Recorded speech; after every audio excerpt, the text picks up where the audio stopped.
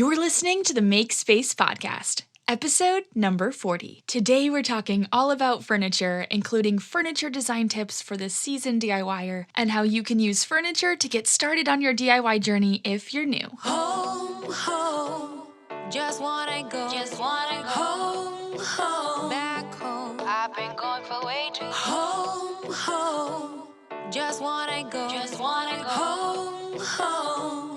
I'm on my way back home. Welcome to Make Space, a home design show made to inspire you to create spaces you truly feel at home in. Cara Newhart sits down with amazingly brilliant guests for conversations that dive deeper than pin-worthy rooms to tease out the essentials of creating spaces that feed your soul and inspire your creativity. From home design strategies to decor advice to interior design tips and tricks, these conversations help you dream up a beautifully lived-in home. Cara is the designer and chief creative enthusiast behind Never Skip Brunch. Her work has been featured in print publications like People Style Watch and Denver Style Magazine. As an influencer, Cara has collaborated with brands like Amazon, H&M, Twitter, and Thrillist. Here's your host, Cara Newhart.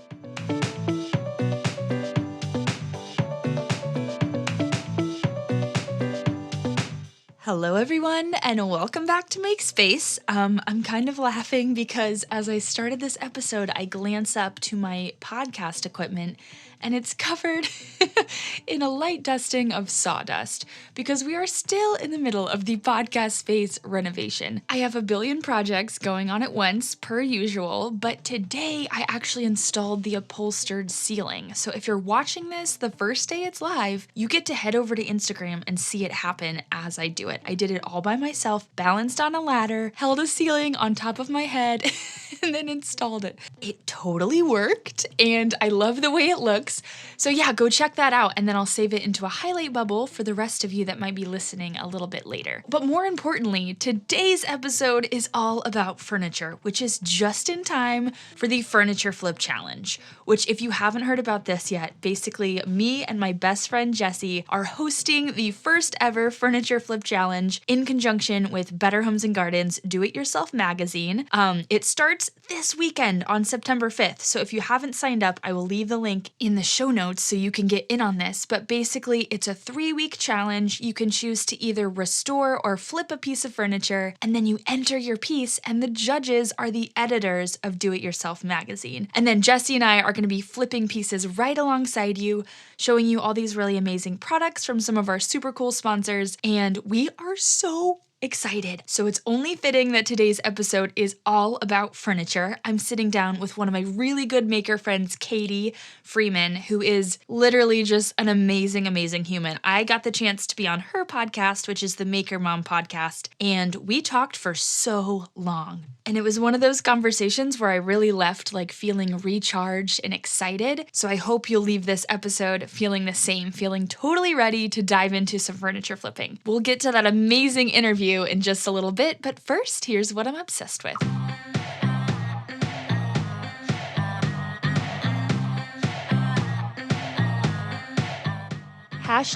#obsessed. Okay, so we have so many amazing sponsors for this Furniture Flip Challenge that have been sending us all these products that we get to try out on our flips. But there's one brand that is stuck out way above and beyond everybody else so far to me. Real Milk Paint Co. has gone above and beyond in terms of jumping on the phone with us to tell us all about their different products and how to use them properly and get interested in our projects and really help us know what the right thing is to use. They're the cutest family-owned company, and Milk Paint is basically a friendly, non-toxic powdered paint, and you just add water. They have so many colors, and you can mix the powders and then create your own custom shades. So the reason I think this is really cool is Milk Paint used to be what paint was way before paint technology developed latex and all of that. So old school barns and stuff were painted with milk paint. So Milk Paint itself has also come a long way. You don't have to mix actual milk into it. It's a powder, which is really nice because it stores really well, and then you just mix up what you need at the time you need it, and you can also control the thickness. So if you want like a thin wash, you just add some more water, and if you want it to be like thicker and get more coverage, you add less water. Anyway, I just wanted to bring them to your attention because I think they're so cute. Like if you go on their Instagram, there's like photos of them. It's like a family brand, and they have been beyond helpful. So I think like especially for beginning DIYers, if you're just starting out and you really need that help, like navigating like what product should I use? What should I do first? Like having a brand like this that's willing to like help you that much is invaluable. Like they genuinely want to make sure your project is successful, and I just think that's so cool. So Real Milk Paint will hook you up on what you need to use for your furniture flips, whether you're joining along with the challenge or you're just flipping some furniture for fun. I cannot recommend this brand enough.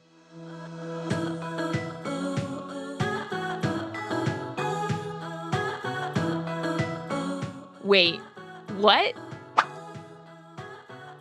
Okay, so furniture flipping is actually how I got started DIYing, which is so fascinating. I was terrified to use a saw, like literally terrified. I wouldn't consider using a saw. I was like looking up all these like home decor projects that were all based around like no power tools, just because I didn't want to learn how to use a saw. It sounded horribly scary. So yeah, basically I wanted to decorate my home on the cheap, without having to use really crazy tools. So I bought some furniture pieces from Goodwill and I gave them a glow up. And then I quickly realized like it was really fun. And then I started to like sell them and flip them. I didn't do this for very long, but I was really into it at one point. So I bought like a sander, which was my second ever power tool, like a Ryobi random orbit sander. And that was like the only tool besides a drill that I knew how to use. So that was like a big deal to me in terms of like growing my skills and feeling like I was kind of jumping off the deep end and like getting into power tools. My best flip ever was a nightstand that I bought for $5. It was bright red, covered in layers and layers of paint. This was the first time I ever used stripper too to get it off, because the sanding, I tried sanding, it took forever. So it was sort of like a mid-mod vibe, and I like stripped it down. I refinished it with like stain and painted like the inside like a navy blue, and then I sold it for like $85. So I made $80, and it did not take like that much effort at all, but it was so much fun. But yeah, so furniture flipping, I feel like even if you're just doing it for you and you don't want to do it as a business, it's such a cool way to get into DIY because it's something that's already built. Like you're not having to try to get something square or build drawers or anything crazy, and you can really get started with like a drill and a sander. So you just sand it down and give it some paint, or you drill some holes for new hardware, or you add some new legs on it. It's a really cool way to kind of get started and build some foundational skills with like a drill and a sander, and then you can move on to like bigger and better and crazier power tools. So that's like my origin story, I guess. I don't think I've ever told you guys that. But yeah, so all that to say, I would really encourage you to join the Furniture Flip Challenge. And don't be intimidated by the fact that it's a challenge. Like if you're new, just join. At least it's like a community of people. We're all flipping together. You can like ask questions, share your pieces along the way. So it'll just be really fun for us to all do this together. So don't let the word challenge like scare you off. If you're new to DIY, this is an amazing way to get started. And it's a really inexpensive way to get started. You can get furniture for really cheap or free, or use something you already have. You can buy a $30 sander and some paint, and you are ready to go, ready to start DIYing. Okay, so now let's talk to Katie, and so you can hear kind of where this DIY journey can take you, or if you're a little more advanced DIYer, you can hear kind of her design process in terms of building really amazing furniture pieces from scratch. So Katie's super passionate about making furniture and home decor that really pushes the boundaries of design through form and color. This is why I'm so pumped to sit down with her, because it's not just kind of your basic pieces or seeing something on Pinterest and recreating it. This is like a conversation, and her style of making, I feel like, is just gonna push you to think outside the box and think really creatively, because that's how she makes. She does a lot of like super interesting finishes where she's like polishing the wood to look like glass, or there's like a blue stain. And I feel like makers like this that are really kind of on the art side of DIY can really inspire us to get creative and get like totally out of the box and kind of redefine our own style. So I'm so excited to be sitting down with Katie today. Let's dive into this interview.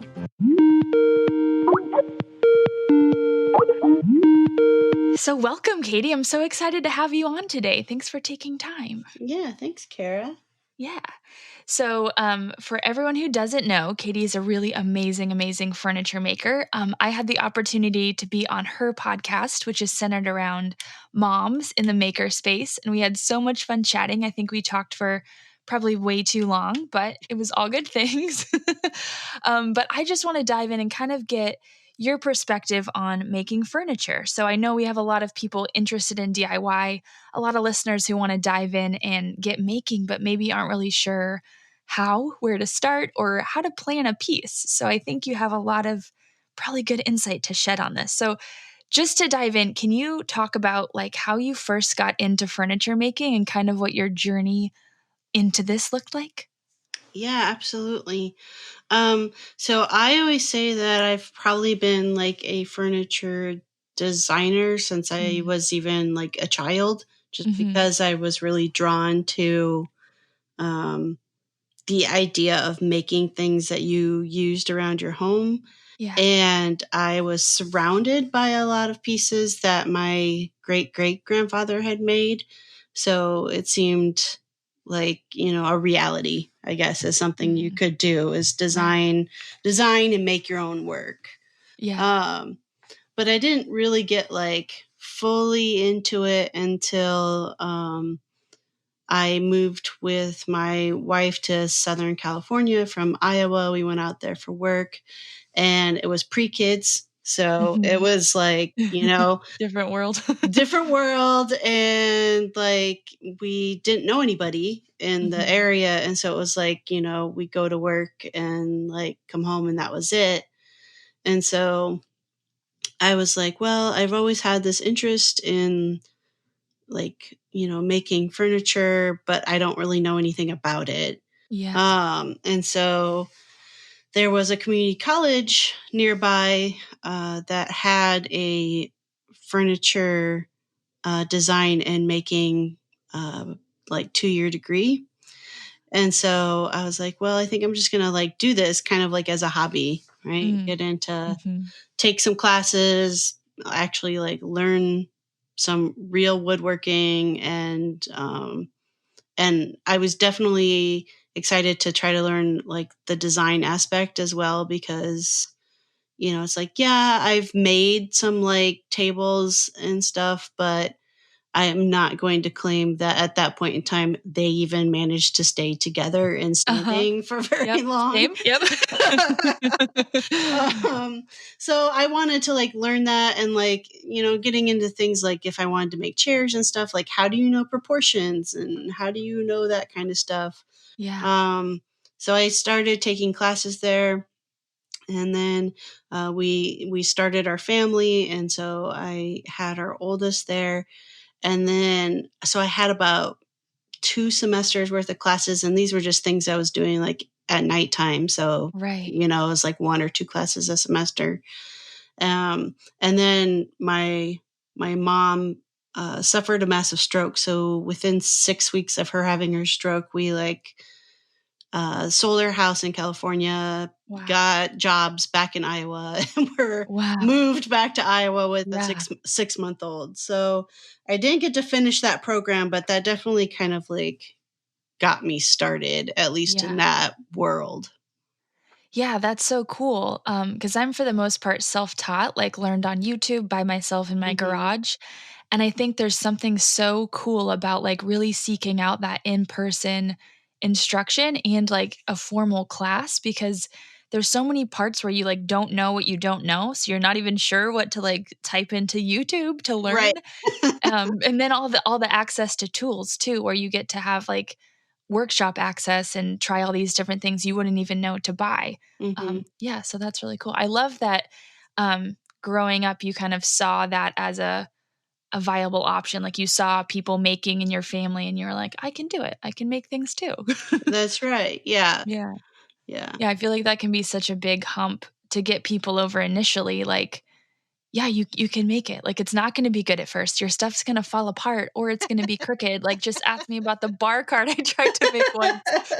Oh my gosh.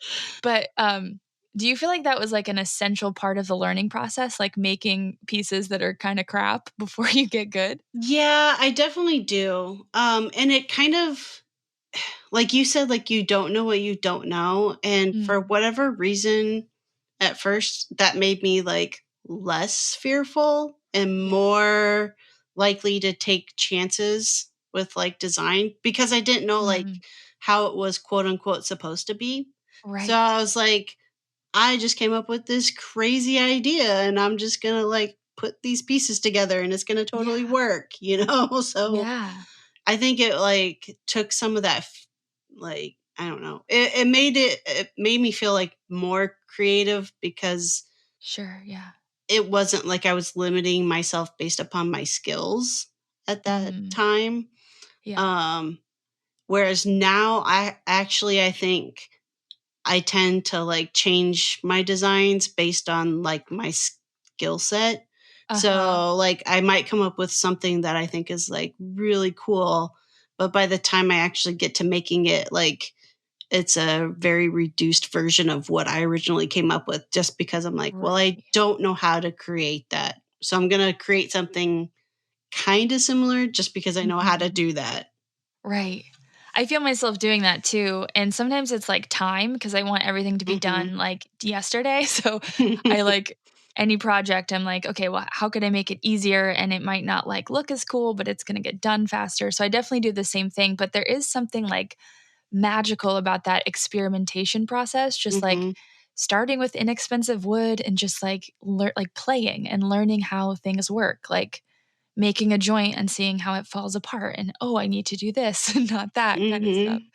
Yeah, so can we kind of dive into, like, the design process of a piece? I know for a lot of beginners, obviously, you'd probably be starting with, like, buying plans and then, like, learning that way, and I feel like that's the first phase of learning, but then when you're finally ready to make your own stuff, that can be a whole other ballgame. So can you just walk us through, like, your creative process, how you, like, dream up a piece, plan it out, and then bring it to life?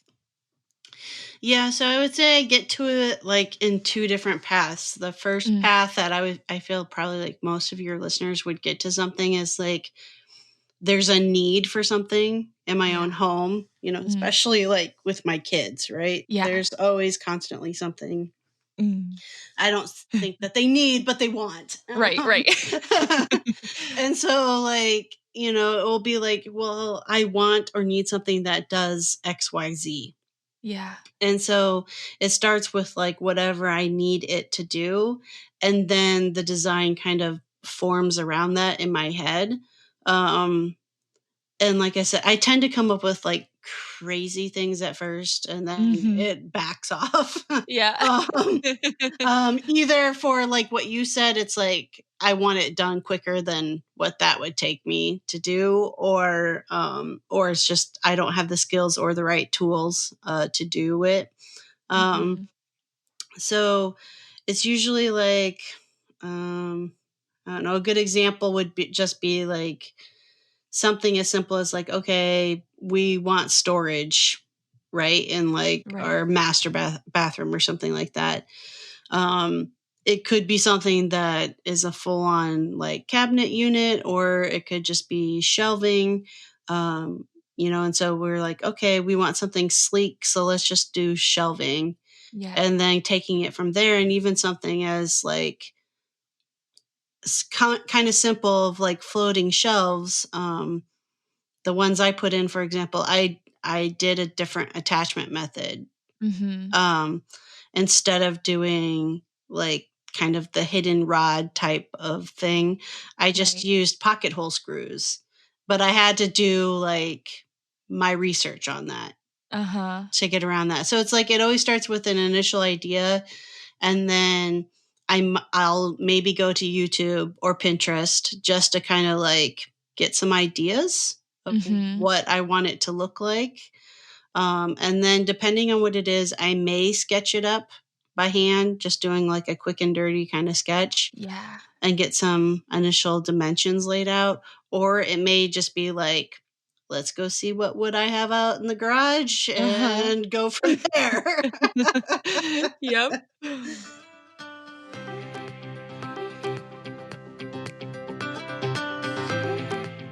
This episode is sponsored by me. But seriously, I just have a couple things I want to tell you, and then we'll get right back to the interview. Number one, I am working on the most amazing immersive video course called Power School.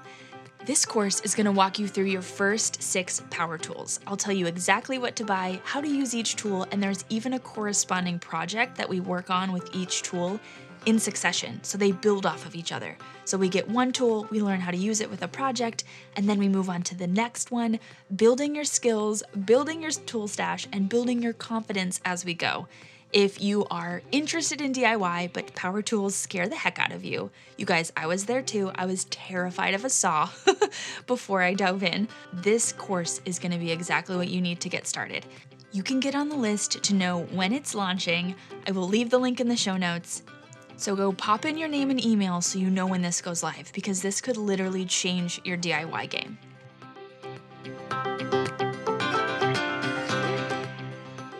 Okay, the second thing is for those of you that have ever stood in front of a paint wall with the millions of shades and thought, oh my gosh, this is totally overwhelming. Or just knowing your perfect shade is in there somewhere, but having really no idea where to start or how to find it.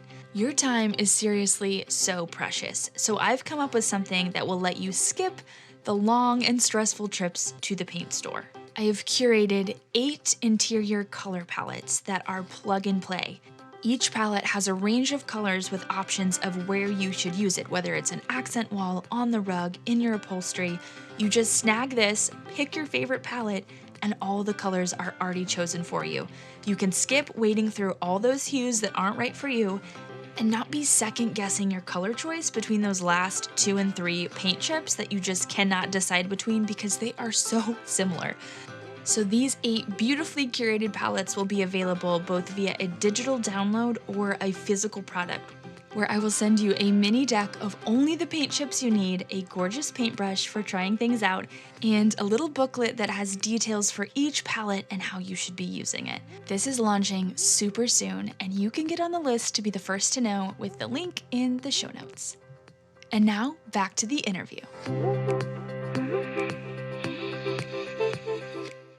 So do you find yourself like kind of really sticking to that plan? Like once it's in your head, that's how it's going down? Or is it like once you start making, it totally morphs and evolves as you're like hands-on? I would say it always morphs and evolves when it's hands-on because it's Mm. basically like to plan until the first mistake happens. Yep. And then it's like, okay, how can I salvage this so this isn't just a pile of scrap? And Right, then, right. and then it usually means that plans have to completely change. Um, Yeah, but I I also do love a that. lot of artistic-y stuff, so Mhm. and that's somewhat intentional because it's like I want it to function clearly, but I also want it to like be basically I'm always striving to make something that's like a functional piece of art. Yes, yes. I You think know? that's what I love most about your style, and something I think that listeners can really benefit from is that your pieces are very artful and creative and bold, and they have like colors and textures you wouldn't really expect from wood furniture. So I Right. love that it like makes you think, and you're like, you have to kind of do a double take and be like, whoa, that's like blue. It's like Right. wood, but it's blue. And it's like that's the stuff that to me as a creative person is very fun because it isn't just your regular functional furniture. And I think that's the biggest challenge. Like, how can you make something totally function exactly how it needs to, but also be like you said, a piece of art? So yeah, that's just really cool I approach, I think feel like. I think I learned so like 2 classes that I took when I was doing the woodworking school that kind of Mhm. really changed my perspective on things was I took 2 finishing classes. It was like intro to finishing and then like advanced finishing. And it was with a woman. Her name is Michelle. And she's like phenomenal, so talented with Mhm. the things that she could do. And it was so funny because she was like, she's clearly an artist. Like she has her own business and Mhm. she does all these different finishing things in people's homes. And she's like teaching this group that was like predominantly like old retired white guys. Yep. and she's teaching them, and they want to just be like, just show me how to use this sprayer to spray on some like poly, like don't Right. stop trying to get all artsy with me. So Uh-huh. like it was kind of fun because I think like she enjoyed having like me in class, because I was like, Mhm. wait a second, you can turn wood a different color that's not a wood color. And I was Yeah. like all about it, right? And so and so she kind of had fun because I was the one who was going to like take on the crazy thing Right. that nobody else was willing to do. So I think what I found, and I've actually thought about doing kind of like a series of YouTube videos around this, is like, even if you're using 2x4 lumber Mhm. and you're following, let's say, like an Anna White plan, right? Which is like super simple construction, and you're putting something together, you can take it up a notch in design quality just by how you finish a piece.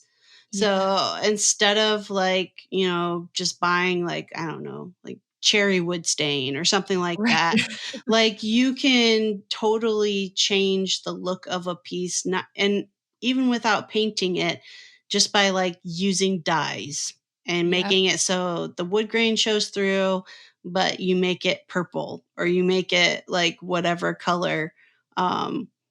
And it just takes it up an entirely different notch. It makes it into something completely different.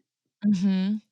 Yeah, that's so cool. I think that's a really underrated part of woodworking. I think everyone focuses on, like, joinery and, like, wood type, like, literally going to Workbench the way I made friends because I felt so out of my league because there was all Mhm. these serious woodworkers, so I just started asking people, like, "What's your favorite wood?" And, like, their eyes would light up, and they were like, "Oh my gosh, let me tell you." So funny, but, like, yeah, the you can start with, like, a really basic pine, and, yeah, the finishing is, like, endless opportunities almost. Yep, exactly. So it's like it takes it so that even if you don't feel confident in going beyond working with, Mm, predetermined plans, yeah, you can totally still up your design skills. right. Even the fact of like, nobody really loves sanding, right? I am Uh-huh, definitely on that board. I do not yep, enjoy sanding, but I do enjoy seeing the result if I take something to like a 3000 grit sanding, yeah, and where you can make that wood be like glass. And that yeah, just like, I have that, I guess, appreciation. Um, and that's what I've started to play with even more.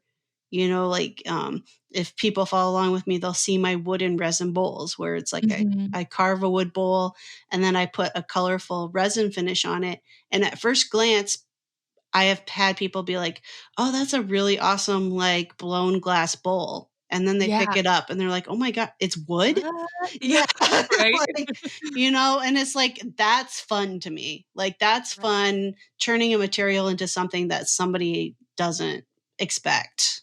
Yeah.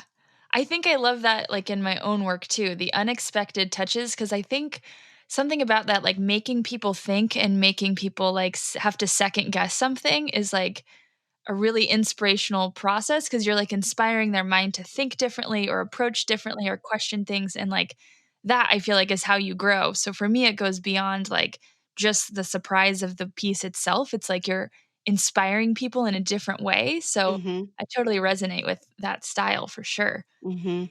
Yeah. Yeah. And something about furniture specifically, I had one of my professors at the school said, people see furniture with their hands. Like Mm, if they see a piece of furniture, you will watch them. It's not like they're studying it and looking at it deeply. yeah. That they instinctually touch it with their hands. And Yeah. so when another thing I will consider when making a piece is, that's what I'm thinking about, is like, what's that whole total experience of Mm. that piece, not just visually, but, that's why it's like, I am one of the crazy ones who will sand the underside of a table because Yep, I know yep. that someone's hand's going to go there and I want it to Right. be the full experience no matter where that piece gets touched. So true. I can't even tell you how many undersides of tables I've touched that are so rough, Uh-huh. and it never occurred to me that, like, because you don't like it. You reach under and you're like, "Oh, oh, Yeah, gross." yeah. Super scratchy. Oh, so funny. So along with, like, finishing, I know there's, like, some different woodworking techniques you could probably use on those more basic pieces if you're building off of someone else's plans. I've seen you use, like, carving a lot. Can you kind of speak to how that caught your attention? Because I feel like you love it. I do. I extremely love it. So it actually like when when I decided that after my youngest was about a year old, I was like, okay, I need to do something to reconnect with me as a human being outside of Yeah. being a mom. And so I wanted to woodwork, and I just plain didn't have like a lot of tools. I still actually don't have a ton of tools. And so I was like, I want to be able to create with the tools that I have. And then also, like, I've always been drawn to, like, in nature, nothing is a straight angle line, Yes. like, Mm. nothing. And so I've always been drawn to curvatures. Like, if you see doodles in the margins on my pages, like, I'm always drawing curved lines and stuff. And Uh-huh. so at that point in time, all I knew about like creating curves was through either turning, right, which Yeah. would be like small pieces on a lathe, or through wood bending. And so I was like, but I don't have the capability to do any of those. Right. And so I was just kind of like searching through YouTube, and I actually stumbled across Mike Montgomery of um, his is Modern Builds, I think, is his Mhm. channel. Is Um, he the one doing the bus right now? yeah, yep. Yeah, okay.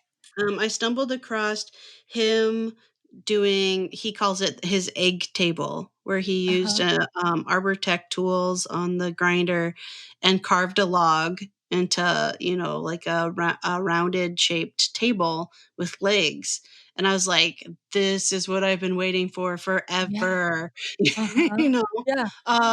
And so like, I am one of those crazy people at that time where I like jumped all in. I bought like all the Arbortech carving tools and Mhm. like, you know, because we have angle grinders at home. And I instantly started adding curvature to pieces. So it's like, yeah, I would start with making the legs of a table. They would be, you know, square and all of that. And then using the grinder and different carving implements to just create curvature along either the edges, or you know, even getting into designs on the legs themselves. Mhm. And then of course that's over time morphed into, you know, I've made a few different carved log tables, and carved floor lamps and carved bowls. So yeah, I would say it's definitely something I enjoy doing now. Yeah. I love um I yeah. love your videos watching you carve. You just seem so in your element and just having, like, the best time. I literally Mhm. started looking up angle grinders when I saw you had one that, like, really pumped me up, and I'm like, Yeah. "Oh my gosh, I need this." But it is so cool, and I think one of the first interactions I had with, like, carved wood was someone had I don't know if it was, like, a Dremel, that's probably not the specific tool, but something small like that, where they Probably put like all a these die little grinder, like a die little, grinder, yeah, like a little that's, burr. yep, Is yep. that what they're called? So, well, so a Dremel, they're all rotary tools is Okay. basically the family of tools that they Uh-huh. fall under. It's just Dremel is the smaller one, and then a die grinder is like a step above that. Okay. Yeah, Yeah. it must have been that because it like, the hole was about thumbprint size, like the Yeah. indent. Yeah. So, yeah. And then they had done that, like, all over the wood and then painted it gold, and if you know Mhm. anything about my projects, I paint everything gold, and it looked exactly like hammered metal, and I was Yep. like, "Are you kidding?" Like, I'm not a metal worker, but I would love to have, like, metal-like textures Right. in my house with wood. Like, it Yes. blew my mind, and so I think that's so fun for people to, like, know that that's out there when you're just starting, to know that you can make a box and Mhm. make a boring piece of furniture and then not be concerned about, like, the cutting and the joinery and then shape it and finish it into something, like, super artful. Yeah, exactly. Yeah, Sadie of the Awesome Orange, she does a lot of those textured. Mhm. She's been getting more and more into the textured things where she has they're called burrs, the carving burrs, and you use the die grinder, and then you just put a texture on it. Mhm. I will say, if you are not a fan of sanding, that it's kind of a B to sand those things. Right, right. Um, but it's one of those things, the decisions you make for your design aesthetic. But it's super fun to play around because there's all kinds of different shapes to the Yeah, carving burrs too, and they're yeah. rather like inexpensive. Like the die grinder, tool wise, I mean, the die grinder's like 100, and you can get Mhm. them for even less than that. And then Yeah. like each of the burrs are maybe, they range in prices from like $12 to like 25. So it's something I feel like, and if you wanted to start small, you can use a Dremel. They do have the smaller burrs as well, the smaller shaft for the arbor. So you can do that too. It's just going to Sure. take you longer, obviously, Yeah. because it's a smaller tool. But it's like, I think that's what I really love about power carving. I've since moved past arbor tech. Mhm. Blades on the angle grinder, they're just not my favorite to work with. I work with a lot more like Kutzall, and recently Manpa is the other tool. If you see me in my videos with like an extension coming off of the angle grinder, that's what that is. Um, but it's still, overall in comparison, like you can get a pretty wide variety of carving implements and be able to do so many different things for Mm. a fairly inexpensive price. Yeah, I love that, and I feel like if people do wanna just start with a Dremel and test it out, Yeah. you could do, like, a picture frame, like a wood picture frame, and just kinda play around and do some texture and put some stain on it and see how it goes, Yeah, and exactly. then yeah, that's better than, like, what I try to get people into, which is a scroll saw, which, like, none of the inexpensive ones are very good at all, like, they're very hard to use, Mhm. and then, like, I have, like, a DeWalt, which is so worth it, but it's like $400, so that's not a Right. good, like, hobby starter power tool, and I feel like carving is, like, the same amount of fun, if not more, so, Mhm. yeah, super cool. How do you, like, expand your skill set? Are you still, like, seeking out I don't know I mean, I guess this is a weird question in times of staying at home. Are you still seeking out, like, in-person classes, community college type classes, or is this mostly online for you? Or just, like, experimenting? It's mainly just like experimenting. So it usually will come from, though, I will say I go to like YouTube with an idea, right? If Mm, there's yeah. like, I want to make this widget, and I know I don't quite know exactly how I want to approach it. So I'll like search on YouTube, or there's like certain makers like that I'll just know to go to kind of see what they do on their channel. So I'll do that, but it's more so just to kind of like get a ballpark idea of how to do it. And then it is experimentation. And I think the biggest thing is being okay with whatever you create becoming like firewood. Like just Yeah, knowing right, right. like there is a chance that I'm going to fail miserably at this, and Mhm. like being okay with that because you understand like, oh, well, yes, that thing didn't end up being something like a viable thing to hang on to, but I learned a lot, and now I know, you know, that what Yeah. to do when I approach it again. Sure. Yeah, like CC my bar cart when I say this, but, um, like, whenever you're trying a new skill, definitely, like, buy cheap wood and just Mhm. let yourself play because you are gonna be so mad at yourself if you take the time to buy expensive wood and you have all the self-confidence in the world that you're gonna, like, knock it out of the park, and then it just turns out wobbly and not even square, so Yes. perfect. Yes. Well, so I will say I tend to work the opposite. I am one of those strange people that's like, Uh-huh. let's decide to experiment and do something I have never done before on what is going to be a finished piece for our client. Yep, I that love seems this. like the perfect time to do it. Right? I think that's true, though. You just have to know your style. For me, like, I know that there's no way I can try like, I have to give myself space to play Yeah. and try things out and eliminate that pressure, but maybe if you thrive under pressure, you should Mhm. experiment on the finished piece with the expensive wood. Oh, I love this. Yes. Yeah. Um, so how would you recommend, like, people get started? Like, maybe even some maker friends they could check out or obviously following you. Mhm. Um, but what are some maybe tips that people wouldn't expect? Not to put you on the spot, but And are you talking just in general getting started yeah, or just with, like, kind of specifically? furniture making, Mm, maybe someone that has, like, a basic saw, a basic drill, and right. wants to build furniture. I would say, if you don't have access, and especially since like right now, everyone's supposed to like be staying home anyways. Yeah. So if you don't have access to in-person type classes, whether that a lot of areas that have like maker spaces, when that becomes available again, they do have people who have classes there. Mm, yeah. So that's always a good resource outside of like an actual school setting. Um, Mhm. if that's, if you would prefer to learn that way. Otherwise, I personally, I think like Ben Ueda's Homemade Modern channel is excellent as far as like just getting your brain going and thinking Uh, in about design in different ways. And he makes everything with like super easy tools because that's kind of his mission is to show mhm. people that they can make, well designed pieces out of very inexpensive tools and generally out of plywood even, Right.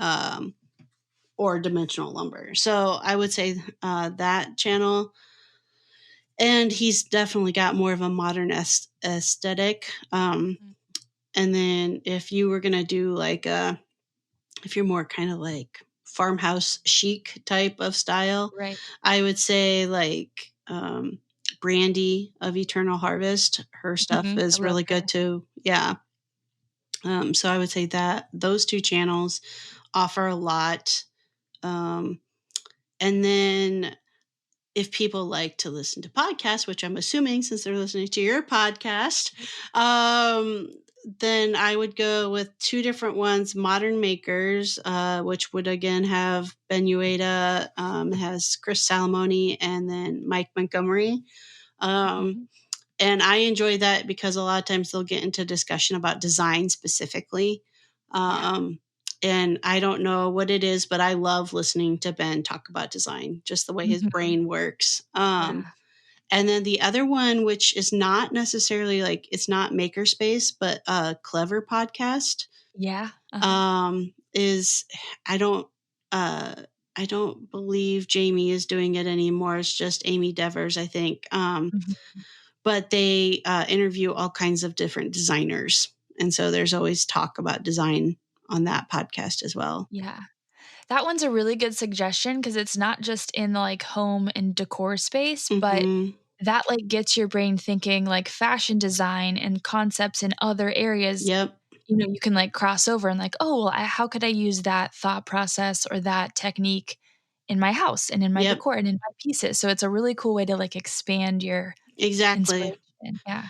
And then Yeah. obviously your podcast, if people are interested in, like, kind of the more making specific, yours is amazing. They should totally check it out, and we'll get to that Yeah. at the end with all your handles and stuff, but those are some really cool resources. Yeah. Yeah, and like you said with the clever how podcast how they get into different things. I have found myself like my journey in the maker world over time, like I started only listening to like maker podcasts, Mm, and to be honest, like I don't really listen to any anymore because yeah, I've branched into like art podcast or entertainment podcasts specifically to like get my mind into thinking about other creative outlets or other sure. artistic things so that I can incorporate that into my making. And it's Right, not like all going down the same rabbit hole as all the other makers are going right. down. if that makes sense. Yeah, you almost get in this, like, little cycle or this little bubble where everyone's kind of talking about things in the same way, and I think Mhm. when you branch out and think about, like, totally different topics, it kind of yeah, you're coming back to it fresher and more Yeah. with more creativity. Yeah, like, when I talked to Leanne Ford, I asked her, like, where she got her inspiration, and I don't know if you've seen much of her style, but it's very, like, white and earthy and very, like, light and airy, Mhm. and she said she got it from, like, rock music, and, like, I was like, "What?" I Yeah. didn't see the connection, but, like, to her, somehow, like, taking that in and, like, it inspired her and, like, the end result didn't look like the inspiration, but it Mhm. helped to create that, and I think that's just so cool. Yeah, like a lot of the accounts and stuff I follow are like painters, like artists, like Mhm. painters, ceramics, or Mm. like resin artists, but not in the same way as like resin river table type thing, but like, Right, right. resin on canvas, or that type of stuff. Um, just because too, like, you'll watch and they'll have different techniques. They're working with, similar materials that I work with, but nobody else in the maker community that I've seen is using that same technique. And it's like, well, why can't we use that technique? We could Right. totally use that technique to apply that finish. I love that, yeah. So, so cool. So just to kinda wrap up before we get all your handles and have everyone connect with you, Um, can you talk about, like, how community has helped you on your, like, making journey, whether it's, like, helping you learn or helping you, feel inspired or feel, like, supported? I know for me, it's something that I didn't really seek out at first because I'm very, like, independent, I can do it, I'll figure it out, like, I got this. But then, like, after getting plugged into community in the design space and just having friends to make with, like, it's been game changing in my life, so I kinda wanna see, like, what that's been like for you, like, how have you found community, and how do you feel like it's helped or impacted you? Yeah. So I would say predominantly maker community for me is all virtual. Um, Mm, Predominantly Instagram. And yeah, kind of like you, like I was not on Instagram seeking out that community, yep, but I definitely kind of like fell into it. And now it's definitely something like I would say I consider some of my closest friends are, yeah, makers that I've met through Instagram. And so I've um, definitely used it as uh, inspiration. mm, I get really inspired by seeing some of the cool things that like all these other yeah, makers come up with, and then specifically, kind of that you've mentioned a couple times, like other women in the maker space. I mhm, just really vibe with that, and yeah, um, it's nice to know that there's others out there, and I'm like not yeah, the only strange person. Uh, yep, uh-huh. Yeah, it's so exciting to see that growing too, because I feel like there didn't used to be so many of us, and Mhm. now there are, so Yeah, that's great. exactly, Yeah. exactly. Yeah, community is something I really wanna encourage, like, going into season 2 of the show is because I feel like so many people on Instagram that are just decorating their house, they're DMing me, like, getting started with DIY, and I can tell you tools, I can tell you where to learn, but, like, what's gonna make it next level amazing and help you feel supported in all this is, like, finding a friend Mhm. and finding people to bounce stuff off of, and so if I can inspire people in that way, I feel like that is something that just keeps on supporting you. Because I'm at the end of the day, like, I can only teach so much and I can only give you so much, Right. over the internet through my platform, which I obviously love to do, but to have someone that's, like, right there with you is, Mhm. like, next level, so, Yeah, no, yeah. totally, and I've found, like, naturally, my personality is I like to connect people with other people, and Yeah. Mm. so, I've enjoyed, like, kind of something I wasn't expecting coming out of, like, having my podcast is now Yeah. I've talked to specifically female makers all over the United States. And so, like, I have the opportunity, interviewing a maker mom. She's like, "Oh, I'm brand new to this one area and I don't know anybody else who makes here." I can be like, "Oh, this Yep. person's like close by to you, so totally Uh-huh. go check them out.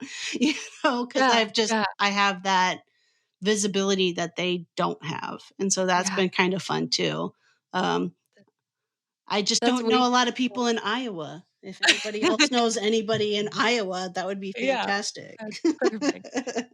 Yeah, no, that's really cool. That's something a void I've seen your show filling is, like, helping women and moms that are in the maker space kind of connect with each other because I don't know, some of us tend to put ourselves on islands, and I feel like maybe it's because we're so busy balancing, like, being a mom and being a maker and all this other stuff, but Mhm. to really intentionally take that time to connect, I feel like your show has specifically inspired me to, like, find more friends to do Right. it with me. Yeah. Well, perfect. So where can everybody find you across the internet and your show as well? Yeah. So my furniture design and making business is all under Freeman Furnishings. So that's across like everything, YouTube, Instagram, Facebook, TikTok, everything is Yeah. Freeman Furnishings. Uh-huh. Um, and my website would be freemanfurnishings.com. And then my podcast is the Maker Mom podcast. And so you can find that just like wherever you listen to podcasts, if you search for Maker Mom podcast, and then on Instagram as well as at Maker Mom podcast. And now, since we chatted and did your interview, the month of July was the first month that I now have 2 episodes a week. Um, Ooh.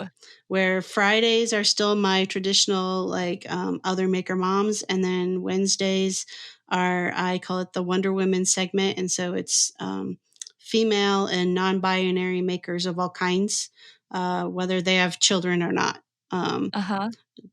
just because I was like, there's all these amazing people out there and they don't have kids, but I still want to talk to them. Right, So yeah. I was like, okay, we're going to do it. Yeah. Yeah, I feel like I remember you announcing this on social media now Yeah. because I just been listening along. Clearly didn't notice, but no, I definitely knew that in the back of my head. So, yeah, that's so, so exciting. Just Yeah, more perspectives for everyone to learn from. exactly. Well, perfect. Thanks so much for taking time and for all this good advice. I'm so excited to push this out and inspire everyone to get power carving That's right. and make some furniture. Yeah. Awesome. Thanks, Cara. Yeah, thank you.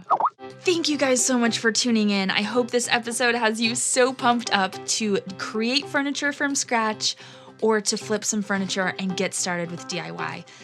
If this episode inspired you and encouraged you, feel free to reach out to Katie, DM her, let her know what part you loved, ask her any questions you might have. She would love to hear from you. She's seriously an amazing human. And if you're interested in flipping furniture right along with me, be sure to pop into the show notes to get that link, or you can sign up for the Furniture Flip Challenge. And don't forget to follow along on Instagram at Never Skip Brunch so you can join in all the fun. Once you sign up, you should send me a DM and show me what piece you're flipping so we can talk all about it, and I will send you a sneak peek of the pieces that I am flipping. I have not announced them anywhere else yet, so this is totally like a top secret way we can chat about our projects. I cannot wait to see what you guys are going to be making and flipping. Thanks again for tuning in, and I'll talk to you next week.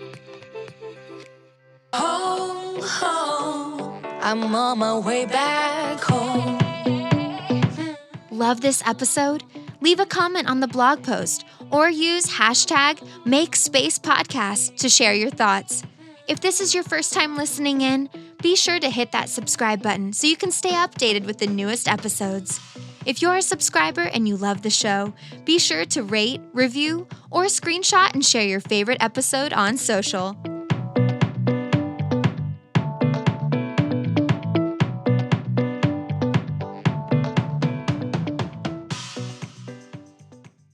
You're listening to this podcast, so I know you've got a curious mind. Here's a helpful fact you may not know yet. Drivers who switch and save with Progressive save over $900 on average. Pop over to Progressive.com, answer some questions, and you'll get a quick quote with discounts that are easy to come by. In fact, 99% of their auto customers earn at least one discount. Visit progressive.com and see if you can enjoy a little cash back. Progressive Casualty Insurance Company and Affiliates. National average 12-month savings of $946 by new customers surveyed who saved with Progressive between June 2024 and May 2025. Potential savings will vary.